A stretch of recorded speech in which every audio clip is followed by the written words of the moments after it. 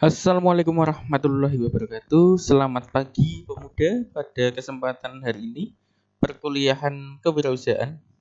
Hari ini kita akan membahas tentang definisi wirausaha. Nah, apa yang Anda ketahui tentang wirausaha? Apakah orang yang kaya, orang yang punya banyak usaha, jual sana sini, status WA-nya isinya jualan semuanya? Wirausaha itu seperti apa? Kita simak dengan lebih seksama. Etimologi kata wirausaha adalah berasal dari kata wira dan usaha. Apakah berasal dari kata wiro sableng? Atau apakah ada kaitannya dengan wiro sableng? Pasti ada. Kita coba lihat. Apa itu wira dan usaha? Wira dapat berarti pejuang, fighter, pahlawan, manusia unggul, teladan, berbudi luhur, gagah berani, dan berwatak agung. Kata wira juga digunakan dalam kata perwira. Sedangkan usaha berarti perbuatan untuk mencapai sebuah tujuan. Misal, saya ingin menjadi sarjana. Usaha apa yang saya lakukan? Kuliah, belajar dengan tekun, mentaati segala peraturan perkuliahan, memiliki nilai yang baik, dan membahagiakan orang tua. Contohnya, jadi secara etimologis atau harfiah, wirausaha adalah pejuang atau pahlawan yang melakukan perbuatan untuk mencapai sebuah tujuan. Menurut Kamus Besar Bahasa Indonesia, orang yang pandai atau berbakat mengenali produk baru, menentukan cara produksi baru, menyusun operasi untuk pengadaan produk baru, memasarkannya, serta mengatur permodalan operasinya. Nah, ini untuk yang wirausaha, jadi orang yang pandai dan berani untuk menciptakan sebuah lapangan pekerjaan baru. Next, definisi wirausaha orang yang menjalankan usaha atau perusahaan dengan kemungkinan untung atau rugi. Oleh karena itu, wirausaha perlu memiliki kesiapan mental baik untuk menghadapi keadaan merugi maupun untung besar. Sehingga seorang wirausaha harus mempunyai karakteristik khusus yang melekat pada diri seorang wirausaha seperti percaya diri, pede, mempunyai banyak minat, bisa bersepakat, mempunyai ambisi, berjiwa penjelajah, suka mencoba sesuatu yang baru, dan lain sebagainya. Jadi misal kita jalan-jalan ke Simpang 5, ada produk-produk unik, kita beli, bawa pulang, kita jual di tempat yang lain. Saya punya produk ini, kita menguasai produk itu, tahu sasarannya. Oh, saya beli popok bayi, sasaran saya adalah ibu-ibu. Kelebihannya apa? Oh, ini secara kualitas sama dengan yang di pasar, tapi harganya lebih murah. Contohnya seperti itu. Next, apa itu entrepreneur? Kita sering dengar istilah entrepreneur. Wah, Mas, kamu jadi apa? Entrepreneur dong. Entrepreneur itu apa? Entrepreneur itu bahasa Inggrisnya wirausaha. Nah, di sini kita lihat innovation, knowledge, business, team leadership, dan risk tolerance. Kita wani jibo resiko, iso kerja sama tim, orang ngakon tok tapi iso memberi contoh leadership, cara mengajak orang tuh piye. Inovasi, produk kita beragam atau mungkin produk kita tetap tapi penyajiannya berbeda, unik. Sekarang kan banyak warung-warung unik. Bisnis, kita pengembangan, punya banyak relasi, jadi kita banyak ide. Pengertian wirausaha secara umum, seorang yang berani berusaha secara mandiri dengan mengarahkan segala sumber daya dan upaya meliputi kepandaian, mengenali produk baru, menentukan cara produksi baru, menyusun operasi untuk menciptakan sebuah peluang usaha, pengadaan produk baru, memasarkannya, serta mengatur permodalan operasinya untuk menghasilkan sesuatu yang bernilai lebih tinggi dengan segala risiko yang akan dihadapi. Jadi lebih ke ini ya, kita memahami seluruh prosesnya. Kalau kita pedagang kan berarti kita beli barang dari orang, kita jual lagi, atau kita reseller menjualkan produk orang lain. Dengan catatan kita memahami produk itu dan dapat mempertanggungjawabkan. Jadi customer itu lebih percaya.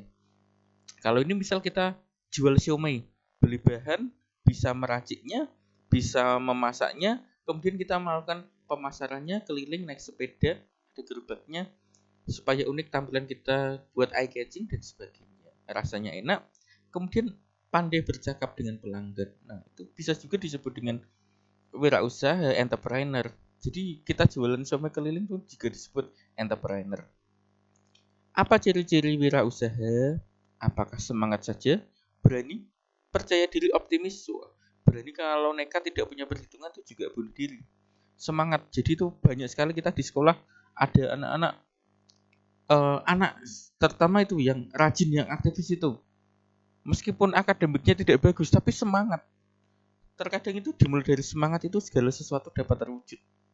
Percaya diri, sing penting pede. Anak muda zaman sekarang kalau ditanya tuh lebih banyak diam atau tidak menjawab. Padahal mereka bisa, mungkin masih malu.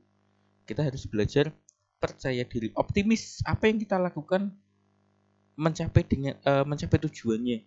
Optimis. Kalau kita tidak optimis ya langkah kita akan ragu-ragu. Ciri-ciri wirausaha ada beberapa item. Yang pertama, memiliki keberanian mempunyai daya kreasi.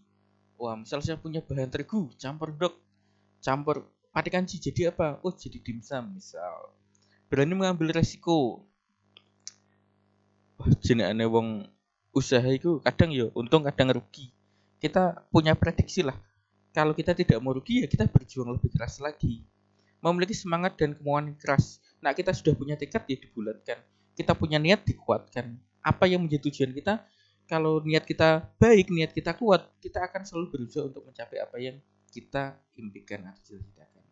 Memiliki analisis yang tepat. Wah, produkku apa? Kebutuhan di pasar itu seperti apa? Cara pemasarannya efektif seperti apa? Kita bisa belajar melihat dari yang lain, kita modifikasi sesuai dengan konsep kita lakukan. Segala sesuatu ide yang bagus kalau tidak dilakukan tuh hanya sekedar angan-angan. Tidak konsumtif. Kita jualan tahu wale, belum dibungkus sudah kita buat ame-ame, habis tidak jadi jualan. Memiliki jiwa pemimpin, entrepreneurship, leadership, memiliki jiwa pemimpin. Artinya ketika kita bekerja sama, mampu mengkoordinir teman-teman, bisa menyatukan pendapat, bisa berkomunikasi dengan baik, menyampaikan maksud dan tujuan, dapat dipahami oleh semua orang. Kadang pemimpin yang songong itu ngakon-ngakon tok, gak pernah memberi contoh. Berorientasi pada masa depan.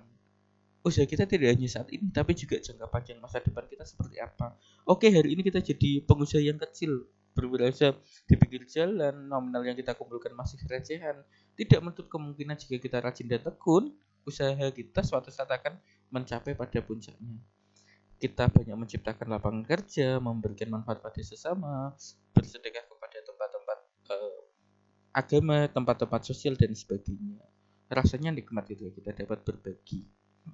Pendapat lain juga mengatakan percaya diri, pede itu penting, berorientasi pada tugas dan hasil. Jadi misal ada customer, Mas aku gawe iki tulisan iki besok jadi bisa.